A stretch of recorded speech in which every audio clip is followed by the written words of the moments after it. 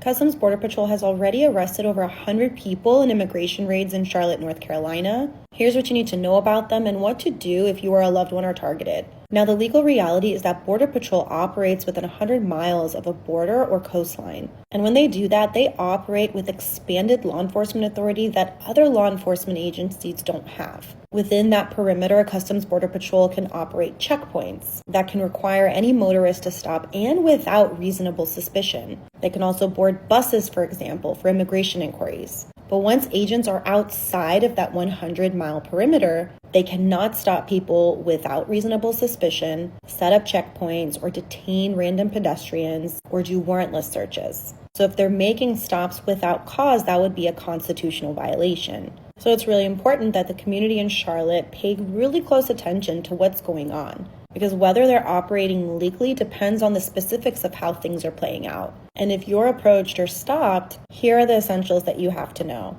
You do not have to answer questions about your immigration status. You do not have to open the door to your home to ICE agents or CBP officials unless they have a signed judicial warrant. You can ask if you're free to go, and if the answer is yes, you calmly walk away. Do not run or do not provide fake documents. Both will make things worse. Now, if you or your loved one get detained, especially if you're somebody who came into the US without a visa or without inspection, getting bond to be released is extremely difficult. Recent case law and policies are that people who entered in this way should not be given a bond. But that does not mean there's no options. Habeas petitions, or petitions you can file in federal court, are a potential way to get released from immigration detention.